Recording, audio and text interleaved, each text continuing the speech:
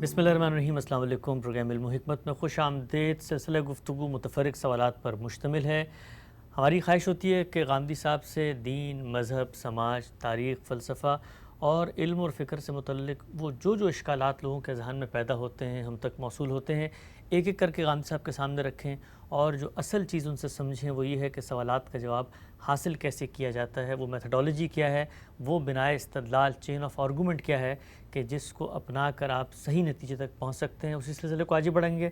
آج ہمارے ساتھ موجود ہیں سابق جناب جاوید احمد غامدی صاحب۔ السلام علیکم غامدی صاحب۔ وعلیکم السلام۔ ہم صاحب بہت شکریہ، آپ کے وقت کا آغاز کرتے ہیں۔ آج کی نشست کا پہلا سوال آپ کی خدمت میں یہ ہے کہ ہمارے یہاں بہت بحث کی جاتی ہے اس موقع پہ جب کوئی بڑا آدمی غیر مسلموں میں سے دنیا سے رخصت ہو جائے۔ حال ہی میں لتا منگیشکر کا انتقال ہوا، اس سے پہلے بھی یہ بحثیں ہوتی رہیں۔ بہت بڑے بڑے ایسے نابغہ روزگار لوگ ہیں جنہوں نے انسانیت کی خدمت کی، سائنس اور ٹیکنالوجی کے میدان میں ہو، علم اور فلسفے کے میدان میں ہو یا پھر میڈیکل کے میدان میں ہو۔ ہمیشہ یہ کہا جاتا ہے کہ جی یہ اتنے بڑے بڑے لوگ ہیں، اتنے نیک لوگ تھے، انہوں نے اتنی خدمت کی، ان کی علم عقل کہتا ہے کہ اللہ کو مغفرت کرنی چاہیے ہے، لیکن دوسری جانب سے کہا جاتا ہے کہ چونکہ انہوں نے اسلام قبول نہیں کیا لہٰذا آپ ان کے لیے دعا بھی نہیں کر سکتے۔ یہ جو لوگ ہیں اس طرح کے، ان کے بارے میں ایک مسلمان کو کیا رویہ اختیار کرنا چاہیے جب دنیا سے رخصت ہوں؟ کیا ان کے لیے دعائے مغفرت کی جا سکتی ہے؟ یہ لوگ جنت میں جائیں گے، نہیں جائیں گے؟ اسلام اللہ کا دین ہے اور اللہ تعالیٰ نے قرآن مجید میں ہمیں یہ بتایا ہے کہ یہ دین پہلے دن سے دے دیا گیا تھا۔ یہی دین انسان کی فطرت میں ودیت ہے۔ ہمارے پیغمبر نے اسی کو بیان کیا تھا کہ کل مولود یولد علی الفطرہ، جب کوئی شخص پیدا ہوتا ہے تو وہ خدا کی بنائی ہوئی فطرت پر پیدا ہوتا ہے۔ اسی فطرت کو قرآن مجید نے سورہ روم میں اس طرح بیان کیا کہ جب ہم نے دین کی ہدایت دی تو یہ در حقیقت اس فطرت کا ظہور ہے جس پر اللہ نے انسانوں کو پیدا کیا ہے۔ ٹھیک، فطرت اللہ التی فطر الناس علیہ، اور اس پر تبصرہ کرتے ہوئے یہ کہا کہ ذالک الدین القیم، یہی اصل میں اللہ کا وہ سیدھا دین ہے جو اس نے مقرر کیا ہے۔ تو انسان کی فطرت میں یہ ہدایت موجود ہے، اس کے بعد اللہ کے پیغمبر آ کر یہی ہدایت انسان کو دیتے ہیں۔ اس کا نام اسلام ہے۔ اسلام کا مطلب کیا ہے؟ اسلام کا مطلب یہ ہے کہ انسان کی حیثیت سے میں نے اس حقیقت کو مان لیا، دریافت بھی کر لیا اور مان بھی لیا کہ میں اس کا بندہ ہوں جو اس کائنات کا خالق ہے۔ ٹھیک، اسی کو قرآن مجید اپنی تعبیر میں عبدیت کہتا ہے۔ یہی چیز ہے کہ جس کو عبادت سے ہم تعبیر کرتے ہیں۔ چنانچہ یہ جو بات قرآن میں کہی گئی ہے کہ وما خلقت الجن والانس الا لیعبدون، یہ دنیا بنائی اس لیے گئی ہے کہ اس میں انسانوں کو اللہ کی عبادت کے لیے کہا جائے۔ اللہ کی عبادت یعنی یہ تصور قائم کر کے وہ زندگی بسر کریں کہ ہم اللہ کے بندے ہیں، ہم اس دنیا کے ماسٹر نہیں ہیں، ہم اس دنیا کے قائد اور رہنما نہیں ہیں، ہمیں ایک کائنات کے خالق نے بنایا ہے، ہم اس کی مخلوق ہیں اور وہ ہمارا خالق ہے جو اس کائنات کا بادشاہ ہے، وہی حاکم مطلق ہے، اسی کی بادشاہی زمین و آسمان پر قائم ہے، وہی ہمارا رب ہے اور اسی کو ہمارا معبود ہونا چاہیے۔ یہ وہ ہدایت ہے جو ہمیں دے کے بھیجا گیا ہے۔ اسلام نے دین کے طور پر پیغمبروں کی زبان سے اس کے معیارات مقرر کیے ہیں۔ وہ معیارات یہ نہیں ہیں کہ تم فلاں گروہ میں داخل ہوگے تو جنت میں جاؤ گے اور فلاں گروہ میں نہیں ہوگے تو نہیں جاؤ گے۔ وہ معیارات اصول پر مقرر کیے گئے ہیں۔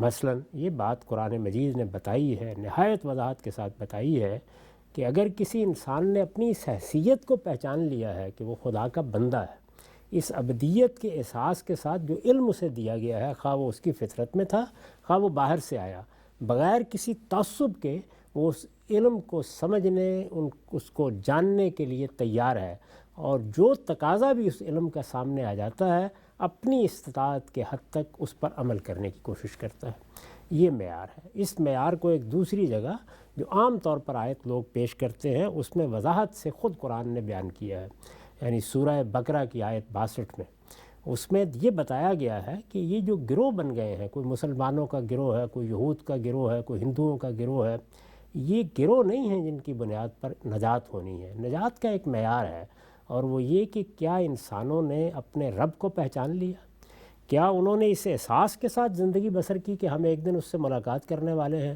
کیا انہوں نے اچھا عمل کیا۔ یہ مجھ سے بھی پوچھا جانا ہے، یہ لتا منگیشکر سے بھی پوچھا جانا ہے، یہ دنیا کے کسی گوشے میں پیدا ہونے والے انسان سے بھی پوچھا جانا ہے۔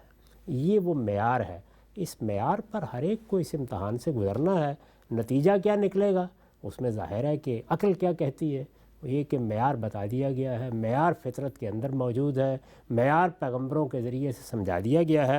اب کسی انسان نے وہاں کیا پیش کرنا ہے، اپنا عذر پیش کرنا ہے، یعنی مجھ تک یہ بات نہیں پہنچی، میں اس کو نہیں سمجھ سکا، باعث یہ بنے یہ آزار ہیں جن کی بنیاد پر وہاں کسی کو چھوٹ ملنی ہے، وہ مجھے بھی اسی اصول پر ملنی ہے، آپ کو بھی اسی اصول پر ملنی ہے۔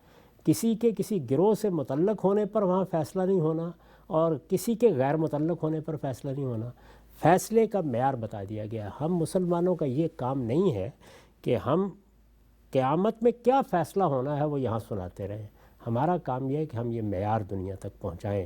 تو اس معیار پر اگر کوئی پورا اترے گا تو اللہ تعالیٰ ادنیٰ درجے کا ظلم نہیں کریں گے، وہ اس کی بخشش فرمائیں گے، اور جو معیار پر پورا نہیں اترے گا وہ مسلمانوں کے گھرانے میں پیدا ہوا ہو، مسلمان کی حیثیت سے بظاہر دنیا کے لحاظ سے جیا ہو، وہ قیامت میں مسئول ہو جائے گا۔ تو ہمیں اس معیار کو دنیا کو بتانا ہے، اور یہ معیار بہرحال اللہ تعالیٰ کا قائم کردہ ہے۔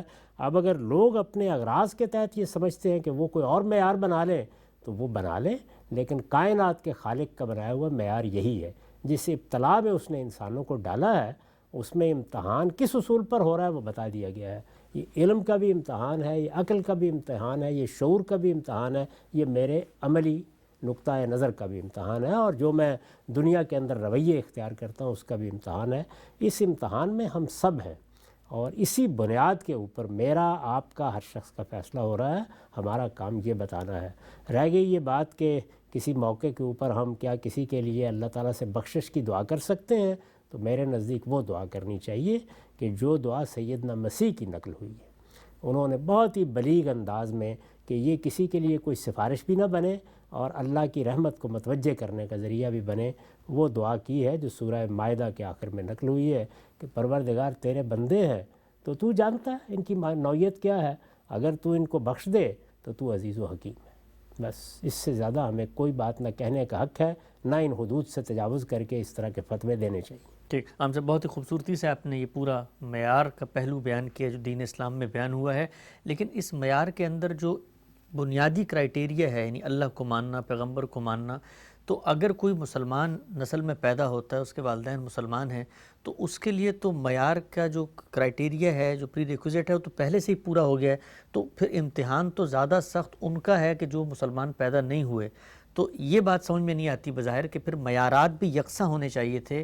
ایک مسلمان پیدا ہو گیا، وہ اللہ رسول کو ایسی طرح مان رہے جیسے اس کے آبا مانتے تھے، تو اس نے تو وہ معیار فلفل کر دیا، لیکن دوسرا کہ ہندو گھرانے میں پیدا ہوا تو اس کو تو اپنے ورثے میں وہ معیار نہیں ملا، تو اب اس کے لیے عذر پیش کرنے کی مشقت جو ہے وہ زیادہ ہے۔ یہ اصل میں غلط فہمی اس وجہ سے ہوتی ہے کہ ماننے کا لفظ بے سوچے سمجھے بولا جا رہا ہے۔ یہ جو قرآن مجید کی آیت 62 میں جسے لوگ بہت پیش کرتے ہیں اور جس کا مدعا ہی بالکل مختلف ہے، ماننے کے لیے کہا گیا ہے۔ اس ماننے کا مطلب ہے حقیقت میں ماننا، جیسے ماننے کا حق ہے ویسے ماننا، سچی معرفت کے ساتھ ماننا، دونوں یکساں امتحان میں ہیں۔ وہاں ماننے کے بارے میں کچھ رکاوٹیں موجود ہیں، ان پر انسانی ذہن اور شعور جلدی متنبع ہوتا ہے۔ یہاں مان کر رکھا ہوا ہوتا ہے شعور کے بغیر، یہاں تو غفلت کی شدید رکاوٹ پیش آ جاتی ہے۔ تو اس لیے کوئی اس میں فرق نہیں ہے۔ میرا احساس یہ ہے کہ وہ لوگ جو مسلمانوں کے گھرانوں میں پیدا ہوتے ہیں زیادہ بڑی آزمائش میں ہیں، زیادہ بڑی مصیبت ان کے گرد و پیش ہے، اس لیے کہ وہ غفلت میں مبتلا ہوتے، تکبر میں مبتلا ہوتے، اور حقائق کو سامنے دیکھ کر بھی بعض اوقات گریز کر کے زندگی بسر کر دیتے ہیں، اس لیے کہ ان کا نام شناختی کارڈ میں مسلمان کی حیثیت سے لکھا ہوا ہے۔ یہ ماننا ہے، حقیقت میں ماننا، سمجھ کر ماننا، صحیح معرفت کے ساتھ ماننا اور اس کے تقاضوں کو پورا کرنا۔ ان کے معاملے میں وہ لوگ زیادہ متنبع ہوتے ہیں کہ جو اس طریقے سے بظاہر آپ کے ہاں رجسٹر میں اپنا نام نہیں لکھوائے ہوئے ہوتے۔ تو اللہ کی نگاہ اس چیز پر ہے جو آپ کے باطن میں ہے، اس نے یہ معیار مقرر کر دیا ہے، اس معیار پر وہ ہر ایک کو بہت انصاف کے ساتھ دیکھے گا، اور ہمیں پوری طرح اس نے اطمینان دلا دیا ہے کہ میں وہاں پر کسی پر ادنیٰ درجے میں بھی کوئی ظلم نہیں کروں گا، ما انا بظلام للعبید۔ تو بس اس کا اطمینان رکھیے۔ باقی جو قرآن نے خدا کا تعارف کرایا ہے اس کی روی سے خدا کو سمجھا جائے گا، اور خدا کے تقاضے اور مطالبے کیا ہیں وہ بھی اسی حیثیت سے جانے جائیں گے۔ پیغمبروں کے بارے میں بہت دفعہ بتا چکا کہ وہ اتمام حجت کے لیے آتے ہیں۔ اصل دعوت تو آپ کے اندر موجود ہے، اصل پیغام بھی آپ کے اندر موجود ہے، تو کیا تعصبات سے بالا تر ہو کر، گرد و پیش کے ماحول سے اوپر اٹھ کر میں نے اپنے شعور کی روشنی میں زندگی بسر کی ہے؟ یہ ہے اصل امتحان۔ یہ میں نے نہیں بسر کی تو مسلمان ہوتے ہوئے نہیں بسر کی، اور میں نے یہ بسر کی ہے تو میں کسی دور دراز جگہ پر، کسی بہت ہی دور دراز کے مذہب میں بھی پیدا ہو کر صحیح حقائق تک پہنچ سکتا ہوں۔ صحیح حقائق کا اعتراف میں نے زبان سے کیا یا نہیں کیا یہ اہم نہیں ہے، اصل چیز یہ ہے کہ میں نے ان کو کس طرح مانا، کس طرح سمجھا، اور میرے باطن کے اندر میرے رب سے میرا کیا تعلق پیدا ہو۔ آگے بڑھاتے ہیں ہم سے سلسلے کو، بہت ہی اہم نقطہ ہے کہ مسلمان ہونے کے باوجود تو بڑا سوال پیدا ہوتا ہے کہ ہم قرآن کو مانتے بھی تھے، تب بھی اگر ہم نے کھول کے اس پر عمل نہیں کیا تو زیادہ مشکل آزمائش اور عذر بھی باقی نہیں رہتا۔ یہ بیان فرمائیے کہ ہمارے ہاں عام طور پر بحث کی جاتی ہے، جو جدید پڑھے لکھے اذہان ہیں وہ یہ کہتے ہیں کہ سب سے بڑی خدمت دنیا میں جو ہے وہ انسانیت کی خدمت ہے، لہٰذا انسانیت ہی سب سے بڑا مذہب ہے۔ جو لوگ انسانیت کی خدمت، انسانیت کی بقا، انسانیت کے تحفظ کے لیے کھڑے ہوئے ہیں، ان مذہبی لوگوں کی نسبت تو وہ زیادہ بڑی خدمت انجام دے رہے ہیں۔ تو انسانیت سب سے بڑا مذہب ہے، انسانیت کی خدمت ہمارا نصب العین آدرش ہدف ہونا چاہیے ہے۔ اس کے بارے میں کیا فرماتے ہیں؟ آپ بھی اب متاہل زندگی میں داخل ہو چکے ہیں، میں چند دلچسپ چیزوں کی طرف توجہ دلاتا ہوں۔ کبھی ماں سے پوچھئے کہ سب سے زیادہ نیکی کا کام کیا ہے، وہ یہ کہے کہ ماں کی خدمت کرنا، ماں کے جذبات کا خیال رکھنا، ماں سے محبت کرنا۔ یہی سوال بیوی سے پوچھ لیجئے، وہ بھی اسی طرح کی ایک تقریر کر دے گی۔ باپ سے بات کر کے دیکھ لیں، تو انسان جب یہ غور کرے گا کہ سب سے بڑا کام کیا ہے تو یہی کہے گا نا کہ انسان کی خدمت کرنا۔ لیکن یہ فیصلہ انسان کو کرنا ہے، انسان کے خالق کو کرنا ہے، جس نے بنایا ہے، جس نے بنایا ہے، وہ اس کائنات کا خالق ہے۔ اس نے یہ بتا دیا ہے کہ مجھے سب سے پہلا سوال یہ کرنا ہے کہ تم نے میرے بارے میں کیا رائے قائم کی ہے۔ یہ کیسا استدلال ہے کہ ماں یہ کہے کہ مجھے تو تم فراموش کر دو اگرچہ میں نے تمہیں پیدا کیا تھا، لیکن جاؤ باقی لوگوں کی خدمت کرتے رہو جا کے۔ بہت اہم مثال۔ تو اس لیے اللہ تعالیٰ کے ساتھ اپنے رشتے کو سمجھنا چاہیے۔ یہ کوئی معمولی بات نہیں ہے کہ انسان نے اپنے خالق کو نظر انداز کر دیا، خالق کی طرف توجہ نہیں کی، خالق کو پہچانا نہیں۔ یہ ایسے ہی ہے کہ ایک آدمی اپنے بچوں میں الجھ گیا اور ان کی خدمت بھی کر رہا ہے، ان کو پڑھا بھی رہا ہے، ان کو لکھا بھی رہا ہے، اور بوڑھے ماں باپ کی طرف آنکھ اٹھا کر بھی نہیں دیکھا، حالانکہ وہ پیدا کرنے والے ہیں۔ یہ محض سمجھانے کے لیے ایک تمثیل ہے، ورنہ اس کائنات کے خالق کا معاملہ ماں باپ کیا چیز ہے اس کے مقابلے میں؟ یعنی وہ مجھے وجود بخشنے والا، مجھے ابدی زندگی کی بشارت دینے والا، میرے لیے جنت کی بشارت دے کر پیغمبروں کو بھیجنے والا، تو میں اس ہستی کو پہچاننے کے لیے تیار نہیں، اس کا حق بھی پہچاننے کے لیے تیار نہیں۔ اس کے بعد میں کیا توقع کرتا ہوں؟ تو اچھا، سب سے بڑی چیز انسانوں کی خدمت ہے تو انسانوں سے صلہ بھی طلب کر لیں لوگ۔ اس کائنات کے خالق نے تو اپنے بارے میں یہ بتا دیا ہے کہ سب سے پہلا سوال وہ اپنے ہی بارے میں کرے گا، اور اس کا جواب بالکل صحیح ہونا چاہیے، اور وہ جواب یہ ہے کہ میں نے پہچان لیا ہے مالک تجھے، تو میرا پروردگار ہے، اور میں تیری خدمت کے لیے حاضر ہوں، میں تیری عبادت کے لیے حاضر ہوں۔ اس حاضری کے بغیر دنیا کے اندر جو کچھ ہم کرتے ہیں اس کی کوئی پرے کا کے برابر بھی اہمیت نہیں ہے، اس لیے کہ سب سے بڑے رشتے کو تو ہم نے فراموش کر دیا، باقی رشتوں کی حیثیت کیا ہے اس کے مقابلے میں؟ بالکل غام صاحب، بہت ہی اہم نقطہ آپ نے بیان فرمایا۔ یہ بیان کیجئے گا کہ جس وقت ہم یہ کہتے ہیں کہ اللہ تعالیٰ سے تعلق، اس سے اپنے رشتے کو مضبوط کرنا، یہی انسان کی زندگی کا اصل ہدف ہونا چاہیے۔ اللہ تعالیٰ نے ہمیں ایک محدود دائرے میں، محدود وقت کے لیے، محدود امتحان میں ڈالا ہے۔ عقل یہ تقاضا کرتی ہے کہ اس کے بعد جو نتیجہ مرتب ہونا چاہیے اس کو بھی کچھ حدود و قیود کے اندر ہونا چاہیے۔ اگر میں نے 60 سال غلطی کی ہے تو چلیے 60 سال ہی مجھے وہاں پر آپ جیل میں ڈال دیں، جہنم میں ڈال دیں، میرے گناہوں کی تلافی ہو جائے، لیکن قرآن مجید کا مطالعہ بتاتا ہے کہ ہر جگہ یہ کہا جا رہا ہے کہ خالدین فیہا، اور ہمیشگی کی وہاں پر زندگی ہے۔ تو محدود جرم کی لامحدود سزا، یہ کیا انصاف، عدل اور قسط کے تقاضوں کے مطابق؟ یعنی یہ مجرم تقاضا کر رہا ہے کہ یہ جو قانون میں لکھا ہوا ہے کہ چوری کی سزا 7 سال ہے، یہ موضوع نہیں ہے، اس کو کچھ 6 مہینے ہونا چاہیے۔ یہ بھی خالق ہی طے کرے گا، یعنی اس پروردگار نے جب جرائم کو متعین کر دیا تو یہ بھی وہ بتائے گا کہ کسی جرم کی نوعیت کیا ہے، اس کے اثرات کیا ہیں، میں نے کس حد تک تمہیں بتایا تھا، تمہارا شعور کیا ہے، میں نے تمہیں بنایا تھا تو کیا شعور دے کر بھیجا تھا۔ تو یہ در حقیقت انسان ہے جو اپنے اغراض اور اپنی خواہشات کی دنیا میں کھڑا ہو کر خدا سے یہ تقاضے کرتا رہتا ہے۔ انسان کا صحیح کام یہ ہے کہ وہ یہ جانے کہ اس کا پروردگار کیا چاہتا ہے، اور اس نے اگر کسی چیز کو جرم قرار دیا ہے تو وہ جرم کس درجے کا ہے، اور اگر اس کی کوئی سزا ہے تو وہ سزا اس کے نزدیک کیسی ہونی چاہیے، یہ طے کرنا اس کا کام ہے۔ جس طرح سوسائٹی طے کرتی ہے کہ مجرموں کی وہ کیا سزا ہے جس کے بعد ہم جرم کو روک سکتے ہیں، تو خدا طے کرتا ہے کہ میں خالق ہوں، میں نے تمہیں بنایا ہے، تم میری مخلوق ہو، تم اگر میرے ہی ہدایات کی خلاف ورزی کر کے آتے ہو اور سرکشی اختیار کرتے ہو تو تمہاری سزا کیا ہے۔ کسی اصول تو پہ نہیں ہوتا جہنم کہ کی سزا جو ہے وہ سرکشی کی سزا ہے۔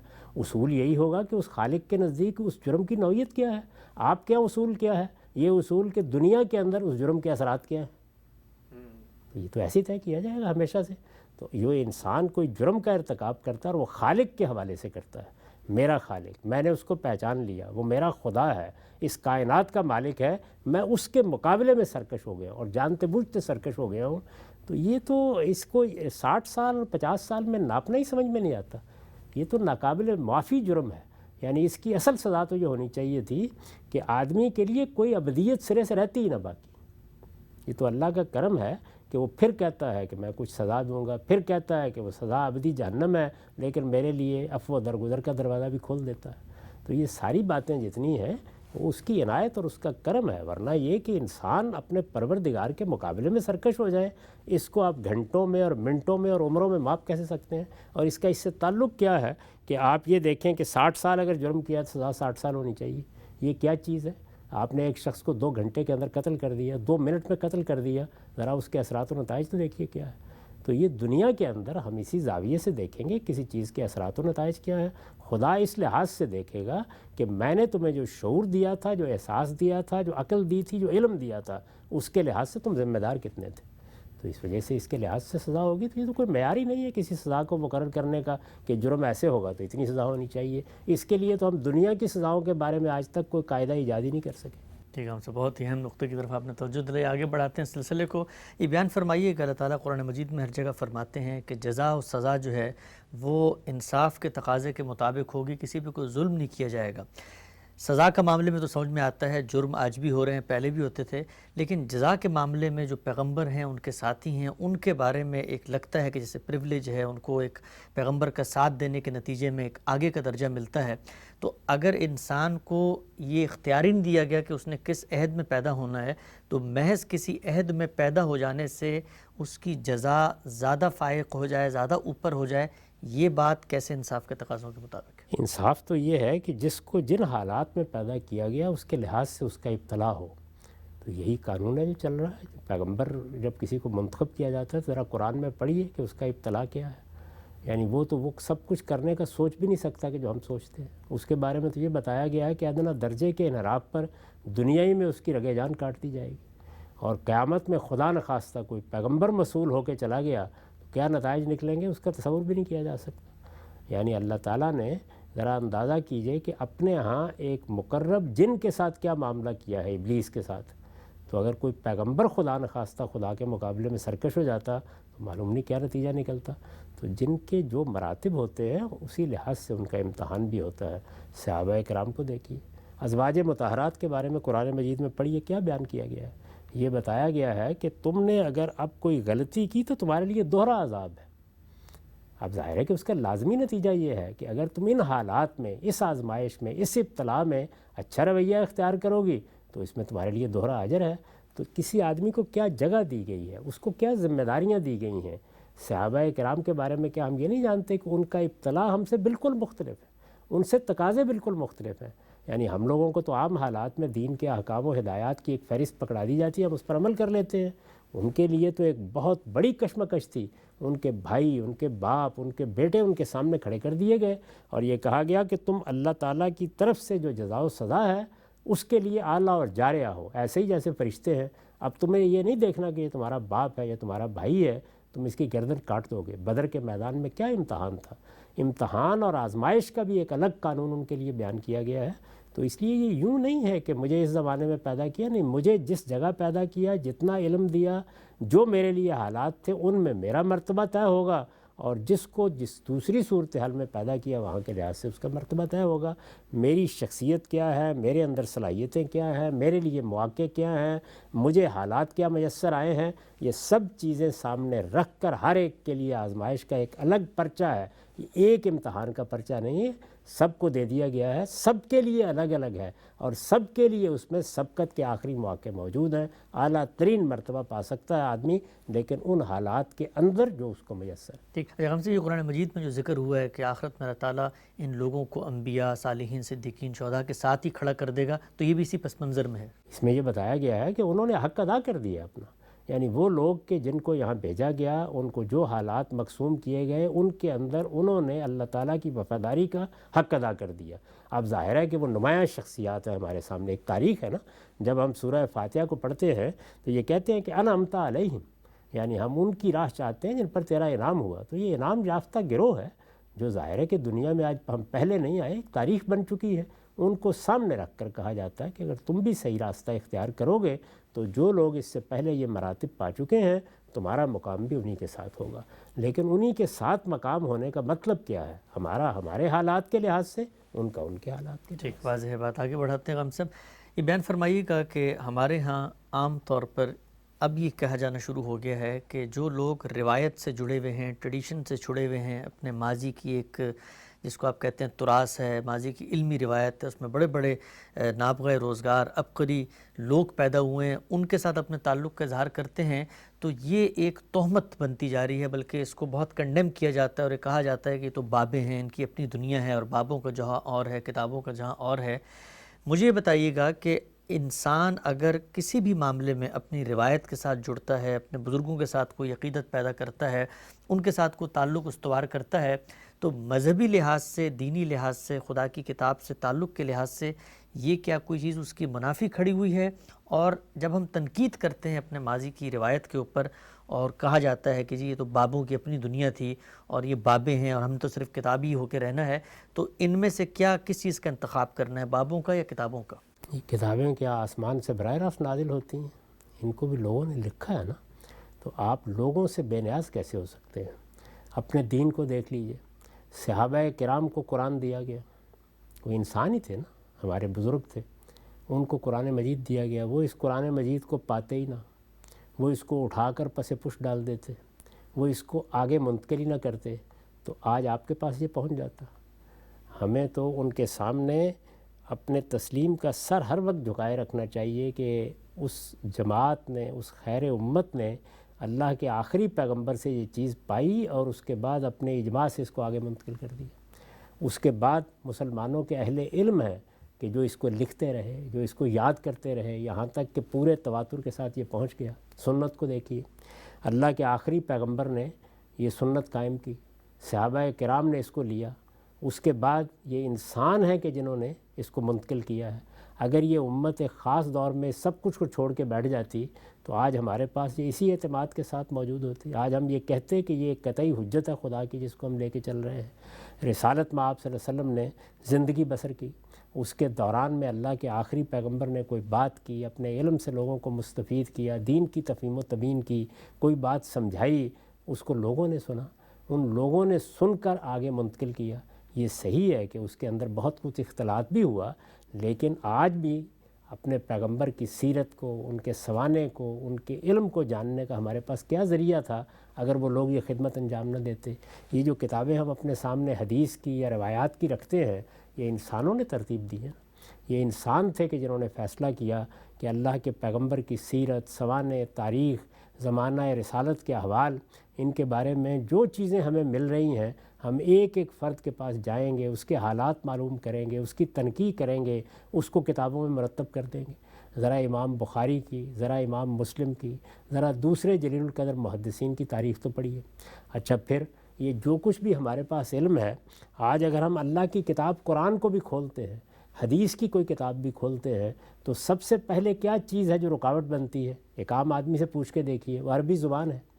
یہ عربی زبان ہے جس میں اللہ کی کتاب نازل ہوئی. اس عربی زبان کا علم کیا ہے؟ اس کے الفاظ، اس کے محاورے، اس کے ضرب الامثال، اس کی تعبیریں، اس کے جملوں کی ساخت، اس زبان کا اسٹرکچر یا اس کے قواعد، یہ سب چیزیں کنہوں نے منتقل کی ہیں؟ یہ ان انسانوں نے منتقل کی ہیں۔ تو یہ میرے نزدیک ہماری تاریخ ہے۔ اسی طریقے سے ظاہر ہے کہ انسانوں کے طور پر وہ علوم و فنون کی اور خدمت بھی کرتے رہے ہیں۔ فلسفہ آ گیا تو انہوں نے اس کے بارے میں بھی طے کرنا چاہا کہ اس کی کیا نوعیت ہے، اس کا مذہب سے کیا ربط ہے۔ کیا آج ہم یہ سب کام نہیں کرتے؟ آج سائنس ہمارے سامنے آتی ہے، جدید علوم سامنے آتے ہیں، سب کی تنقید کرتے ہیں، کسی چیز سے بعض وقت متاثر بھی ہو جاتے ہیں، کسی کا تعلق قائم کرنے میں غلطی بھی کر جاتے ہیں۔ تو یہ سب کچھ جو کچھ انہوں نے ہمیں منتقل کیا ہے، یہ ہمارے علم کی روایت ہے۔ یہ روایت صرف یہی نہیں ہے کہ مذہب میں قائم ہوئی ہے، یہ روایت سائنس میں بھی قائم ہوتی ہے۔ ارسطو سے لے کر آج کے زمانے تک سائنسی علوم کی ایک تاریخ ہے، اس میں بہت بڑے بڑے لوگ پیدا ہوتے ہیں، ان کے ذریعے سے علم آگے منتقل ہوتا ہے، وہ بنیادیں میسر آتی ہیں کہ جس پر کھڑے ہو کر آپ آگے تعمیر کر سکتے ہیں۔ تو علم کی روایت جو ہے، اس کو تو پکڑے بغیر آپ کھڑے بھی نہیں ہو سکتے۔ علم کی یہ روایت ہے کہ جس کے اندر کھڑے ہو کر آپ کو چلنا ہوتا ہے۔ اس میں یہ خیال کرنا کہ یہ جو ہمارے بزرگ تھے، کسی فن کے ماہر تھے، کسی علم کے ماہر تھے، انہوں نے کوئی خاص نقطہ نظر اختیار کیا، انہوں نے فلسفے کا، تصوف کا، ما بعد طبیعیات کا، تاریخ کا کوئی ربط قائم کیا، اور اس میں ان سے کہیں غلطیاں ہو گئی ہیں۔ تو یہ غلطیاں تو جب تک انسان ہیں ہوں گی، یہ ہم سے بھی ہوں گی، ہمارے بعد میں آنے والے ہماری غلطیوں کی نشاندہی کریں گے۔ اصل چیز یہ ہے کہ علم کی جس روایت کو وہ لے کر چل رہے تھے وہ کیا تھی۔ تو ہماری مسلمان امت کی تاریخ میں وہ جو روایت ہے وہ نہایت شاندار روایت ہے۔ اس میں بڑی دیانتداری کے ساتھ علوم کو آگے منتقل کیا گیا ہے، ان کی اساسات متعین کیے گئے ہیں، ان کے اندر بتایا گیا ہے آپ کو کہ آپ علم کے ماخذ کی طرف رجوع کیسے کرتے ہیں، ان کی تنقید کیسے کرتے ہیں۔ جیسے کہ آج اگر ایک آدمی سائنس کی تاریخ میں داخل ہوتا ہے تو وہ ارسطو سے لے کر بعد کے سارے زمانوں میں، اور خاص طور پر مغربی سائنس میں جو کچھ ڈیولپمنٹ ہوئی ہے اس سے بے نیاز ہو کر کھڑا ہو جائے تو میرے نزدیک تو وہ پہیہ ایجاد کرے گا پہلے دن۔ اس لیے یہ لازم ہے کہ آپ اپنے علم کی روایت کے اندر کھڑے ہوں۔ البتہ روایت کے بارے میں یہ خیال کر لینا کہ وہ ہر طرح کی غلطی سے پاک ہے، اس کے اندر کسی چیز کی تنقید مزید کی ضرورت نہیں رہی، یہ خرابی ہے۔ تو دونوں جانب دیکھ لینا چاہیے۔ ایک جانب جو بڑی غلطی ہوئی وہ یہ کہ مسلمانوں کا جو اجماعی فہم بنا ہے اسے دین کا ماخذ بنا دیا گیا، یہ بھی ایک بدعت ہے۔ اس سے بھی اللہ کی پناہ مانگنی چاہیے، کیونکہ اللہ اور اللہ کے پیغمبر کے سوا دین میں کوئی اور ماخذ نہیں ہو سکتا۔ اور میں نے تو یہ بتا دیا ہے کہ اصل میں تنہا ماخذ کی حیثیت محمد الرسول اللہ کو حاصل ہے، اس لیے کہ میرے اور میرے پروردگار کے درمیان، میرے سے مراد ہے انسانیت، اللہ کا پیغمبر ہی کھڑا ہے۔ تو اس وجہ سے دین میں تو اصل حیثیت اسی کی ہے۔ ہمارے پاس اللہ کی کتاب موجود ہے، ہمیں حق حاصل ہے کہ اس کی روشنی میں ہر بزرگ کی بات کی تنقید کریں، ہر بزرگ کی بات کے اندر اتر کر دیکھیں اس میں کیا صحیح ہے کیا سقیم ہے۔ لیکن یہ کہ ہم ان کی خدمات کو نظر انداز کر دیں، اور پھر یہ کہ اس طرح کے آدمی بن کر رہ جائیں کہ جس طرح سے ایک غلاظت کی مکھی ہے کہ وہ یہ دیکھتی ہے کہ اچھا کس جگہ پر غلاظت ہے، مجھے وہیں جا کے بیٹھنا ہے۔ تو انسان کو شہد کی مکھی بننا چاہیے، اس میں بہت پھول ہے، ہماری روایت میں گل و گلزار ہیں، لالا زار ہیں، ان کو دیکھنا چاہیے۔ اپنے ہاں آپ بر صغیر میں آ جائیں، قریب کے اہل علم سے لوگ بہت واقف ہوتے ہیں، میں ابو حنیفہ اور شافعی اور شاطبی اور ابن حزم کا ذکر نہیں کرتا، اپنے ہاں دیکھیں۔ آپ کے ہاں مولانا اشرف علی تھانوی ہیں، آپ کے ہاں مولانا حسین احمد مدنی ہیں، مولانا محمود الحسن ہیں، احمد رضا خان صاحب بریلوی ہیں، فضل حق خیر آبادی ہیں، شاہ ولی اللہ کا گرانہ ہے۔ یہ ہماری تابندہ روایت ہے۔ ان لوگوں کے ذرا محاسن تو دیکھیے کیا ہیں، یہ دیکھیے کہ انہوں نے علوم کی خدمات کیا انجام دی ہیں۔ یہ حقیقت ہے کہ آدمی کا سر جھک جاتا ہے۔ ان میں سے ایک ایک شخص ہے جس کو جب آپ پڑھتے ہیں، جب اس کی خدمات کو دیکھتے ہیں تو اندازہ ہوتا ہے کہ اگر یہ لوگ اس طرح سے اس بر صغیر میں، اس بر صغیر ہند و پاک میں دین کی اور علم کی اس روایت کو ہم تک نہ پہنچاتے تو ہم تو صحرا میں کھڑے ہوتے۔ اس میں ان کی کتابیں اٹھا کے آپ کھول لیں اور ان میں سے کوئی ایک چیز دو چیزیں اٹھا کے آپ اس کو استہزاء کا نشانہ بنائیں، یہ میرے نزدیک اپنی کم ظرفی کی دلیل ہے۔ اس سے اللہ کی پناہ مانگنی چاہیے۔ بزرگوں کی غلطیوں پر پردہ ڈالنے کی ضرورت نہیں ہے۔ جب کبھی علمی تنقید کا موقع ہوتا ہے تو آپ جانتے ہیں کہ میں کسی کے ساتھ کوئی لحاظ کا رویہ نہیں رکھتا، لیکن ان کے احترام میں کوئی کمی آئے، ان کی خدمات کے اعتراف میں کوئی کمی آئے، ان کے مرتبے کے اعتراف میں کوئی کمی آئے، یہ کسی صورت میں بھی نہیں ہونا چاہیے۔ آپ اہل حدیث علماء کو دیکھیں، آپ اپنے ہاں کے دیوبندی علماء کو دیکھیں، آپ اپنے ہاں کے بریلوی علماء کو دیکھیں۔ میں نے بعض ان علماء کو اپنی زندگی میں دیکھا ہے، بعض سے پڑھا ہے میں آپ سے عرض کرتا ہوں کہ اپنے علم، اپنے تقوی، اپنے خدا کے ساتھ تعلق اور فنی اور علمی معاملات پر اپنی گرفت کے لحاظ سے بے مثال لوگ رہے ہیں۔ تو اس طرح کے جتنے بھی اکابر ہیں ان کی عزت کرتے ہوئے وہی قوم آگے بڑھتی ہے۔ اپنے بزرگوں کے اوپر لان تان کرنے والے لوگ آگے نہیں بڑھتے، نہ ان کا استہزاء اور استخفاف۔ بس شائستگی کے ساتھ ہمارا کام یہ ہے کہ صحیح بات کو جانیں، اور کسی بڑے سے بڑے آدمی کے معاملے میں بھی یہ کبھی پرواہ نہ کریں کہ ہم حق کو نظر انداز کر دیں گے۔ حق کہاں ہوتا ہے؟ وہ علم و عقل کے مسلمات میں ہوتا ہے، وہ اللہ کی کتاب میں ہوتا ہے، وہ پیغمبر کے حکم اور فیصلے میں ہوتا ہے۔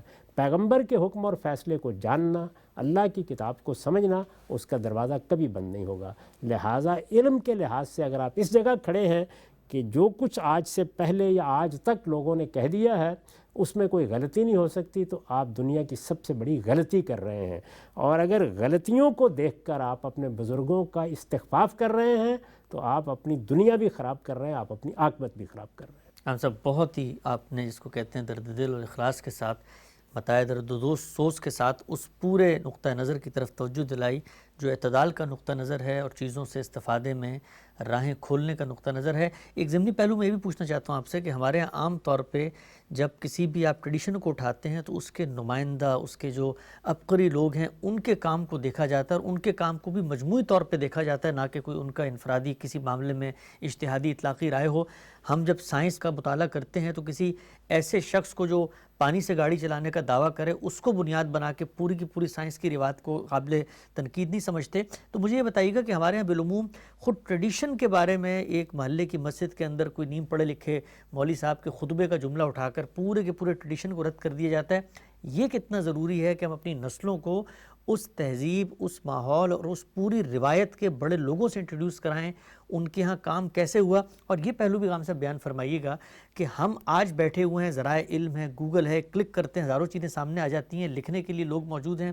جس عہد میں ان لوگوں نے کام کیا، نہ وسائل ہیں، نہ لوگ ہیں، نہ کتابیں ہیں، اس کے باوجود نہ سفری سہولیات ہے، نہ ٹیکنالوجی ہے، اس کے باوجود تو ہم ان کے کام کو ان کے عہد میں رکھ کے دیکھیں تو شاید اس کی قدر کیوں تو اور معلوم۔ میں آپ سے عرض کرتا ہوں کہ آپ اپنے عہد میں رکھ کر دیکھیں، تب بھی آپ کو اندازہ ہوگا کہ ہم کتنے پیچھے اور وہ کتنے آگے تھے۔ اچھا، ان کے عہد میں رکھنا تو ایک الگ بات ہے، یعنی انہوں نے کس طرح کا کام کیا ہے، کیسے علوم کو محفوظ کیا ہے، کس طریقے کے سفر کیے ہیں، کس طرح اس کو حاصل کر کے آگے پہنچایا ہے، کس دقت نظر کے ساتھ یہ سب کام کیے ہیں۔ ان کا سچا احترام ملحوظ رکھتے ہوئے علم آگے بڑھے گا۔ اگر یہ رویہ اختیار کیا جائے گا کہ ہم ان کی ایک دو غلطیوں کو اٹھا لیں، اس کے بعد ان کو موضوع بنائیں، انہی پر تان و تشنیع کرتے رہیں، نہیں، بڑے سے بڑے انحرافات بھی اگر فرض کیجئے کہ بڑے لوگوں کے ہاں آپ کو نظر آئیں تو عزت اور احترام کے ساتھ آپ یہ بتائیں کہ اس میں بات اصل میں کیا ہے۔ آپ نے دین کو سمجھا، آپ نے قرآن کو سمجھا، اس کے بعد آپ اس نتیجے پر پہنچے کہ اللہ کی کتاب آپ کے سامنے ایک بالکل دوسرا فیصلہ رکھ رہی ہے، تو اپنے استدلال کو نمایاں کریں۔ یہ کسی کا استخفاف کرنے سے، استہزاء کے نتیجے میں نمایاں نہیں ہوگا۔ اور ہمیشہ یہ ذہن میں رکھیں کہ ہم لوگوں کے پاس جو کچھ بھی آج علم ہے یہ ہمارے ان بزرگوں کی عنایت ہے۔ وہ اگر یہ کام نہ کرتے اور علم کو آگے نہ بڑھاتے تو میں نے آپ سے عرض کیا ہے کہ کسی آدمی سے آپ سائنس کی تاریخ چھین لیں، اس کا پس منظر چھین لیں، اب تک جتنا علم ڈیولپ ہو چکا ہے اس سب سے اس کو محروم کر دیں اور کہیں کہ اب آپ جا کے دوبارہ شروع کریں، تو ارسطو افلاطون بھی ہوگا تو وہ پھر اسی زمانے میں ہوگا جس طرح کہ میں نے تعبیر اختیار کی کہ پہیہ ایجاد کر رہا ہوگا۔ تو دنیا جس جگہ پہنچتی ہے، انسانی علم ایک دن میں وجود میں آ کر گل و گلزار یا لالہ دار نہیں بنتا، اس میں ایک ایک پتی، ایک ایک کونپل کو آہستہ آہستہ آپ تصفیے سے گزارتے ہیں۔ یہ عمل صدیوں میں ہوتا ہے، اور صدیوں میں یہ عمل انسان کرتے ہیں، اللہ کی عنایت اور توفیق سے کرتے ہیں۔ آپ اس سارے پس منظر کے اندر کھڑے ہو کر اوپر جائیں گے۔ ان بزرگوں کے کندھے پر کھڑے ہو کر ہم اپنے قد کو بلند کر سکتے ہیں۔ ان کی نفی کرنے کے بعد ہم زمین پر بلند کے پاؤں سے بھی نیچے آ کے بیٹھ جاتے ہیں۔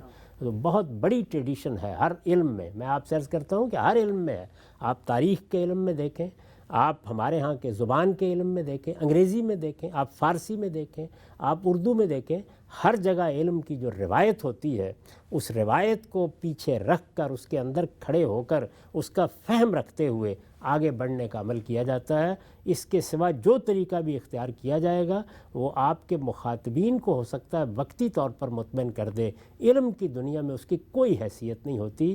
علم کی دنیا میں آگے بڑھنے کا اگر کوئی طریقہ ہے تو ایک ہی ہے کہ جو پیچھے ہے اس کو محکم پکڑ کر اس کی سچی عزت کے ساتھ آپ بتائیں، اور خالص علمی طریقے سے عزت اور احترام اور تہذیب اور شائستگی کے اسلوب میں کہ یہاں ہمارے بزرگوں سے یہ غلطی ہوئی ہے۔ یہ کام آپ کریں گے تو اس کے نتیجے میں آپ کے مخاطبین کے اندر بھی سچے علم کی طلب پیدا ہوگی، ورنہ ہوگا کیا کہ آپ نے استہزاء اور استخفاف کا طریقہ اختیار کر لیا تو آج آپ ان بزرگوں کا استہزاء کر رہے ہوتے ہیں، کل کو وہی لوگ آپ کا استہزاء کر رہے ہوں گے، اس کا لازمی نتیجہ یہ نکلے گا۔ اور آپ ذرا بلند درجے پر ہو سکتا ہے کر رہے ہوں، وہ اپنے درجے کے لحاظ سے کر رہے ہوں گے۔ تو لوگوں کو تربیت یہ دینی چاہیے کہ وہ اپنے بزرگوں اور اپنے گرد و پیش میں جو لوگ ہیں آج کے زمانے میں، میں آپ سے عرض کرتا ہوں کہ اس وقت بھی آپ اگر اٹھ جائیں، یعنی یہ کوئی طریقہ نہیں ہے کہ گلی میں جاتے ہوئے ہر آدمی کے بارے میں آپ نے کوئی تجربہ کیا اور اس پر آپ تبصرہ کریں۔ آج بھی جو بڑے اہل علم ہیں کسی بھی مدرسہ فکر کے ہوں، یعنی ہمارے ہاں چونکہ بڑے بڑے مدارس فکر لوگوں کے لیے معلوم ہے، ان کے جو بڑے علماء ہیں جو واقعتاً بیٹھ کر علمی کام کر رہے ہیں، جن کے سوچنے کا انداز خالص علمی اور ایکڈیمک ہے، ان کے پاس بیٹھیے، جائیے، ان کی سیرت دیکھیے، ان کا کردار دیکھیے، آپ کو روشنی ملے گی، آپ کو معلوم ہوگا۔ اس کا ہرگز یہ مطلب نہیں ہے، جس طرح میں عرض کر رہا ہوں، کہ آپ وہ استدلال قائم کر لیں کہ جو کچھ ہماری اس روایت میں مان لیا گیا ہے اس میں غلطی نہیں ہو سکتی۔ غلطی تو سوائے پیغمبر کے ہر ایک کے کام میں ہوگی، سارے لوگ مل کر بھی غلطی کر سکتے ہیں، اور اس غلطی کی نشاندہی کرنا ہماری ذمہ داری اور ہمارا فرض ہے جب وہ ہم پر واضح ہو جائے، اور ہم جو غلطی کریں گے اس کی غلطی کو بتانا آگے کے لوگوں کا کام ہے۔ یہ ہر دور میں کام ہوتے رہنا چاہیے، یہ ریویو کا کام ہے، یہ ریکنسٹرکشن کا کام ہے، یہ چیزوں کی تنقیح اور اس کے جائزے کا کام ہے۔ اس کا دروازہ کبھی بند نہیں ہونا چاہیے، لیکن اس کے بالکل برخلاف جو رویے ہمارے ہاں بعض لوگ اختیار کر لیتے ہیں وہ انتہائی افسوسناک ہے۔ وہ بڑے بزرگ جنہوں نے یہ خدمات انجام دی ہیں، یہ حقیقت ہے کہ ان کی خدمات کا اگر ہم ذکر کرنا شروع کر دیں، مثلا میں آپ کو یہ بتانا شروع کروں کہ یہ جو دیوبند کے اکابر جن کا میں نے نام لیا ہے، بریلی کے اکابر، اسی طرح اہل حدیث کے اکابر، ان کی خدمات کیا ہیں، ان کا کام کیا ہے، انہوں نے کس کس زاویے سے اس مسلمان امت کی اصلاح کرنے کی کوشش کی ہے، انہوں نے علم کی روایت کو کس طرح قائم رکھا ہے، تو آپ کا سر جھک جائے گا ان کی عظمت کے سامنے۔ اس کا اعتراف کر کے آگے بڑھیے۔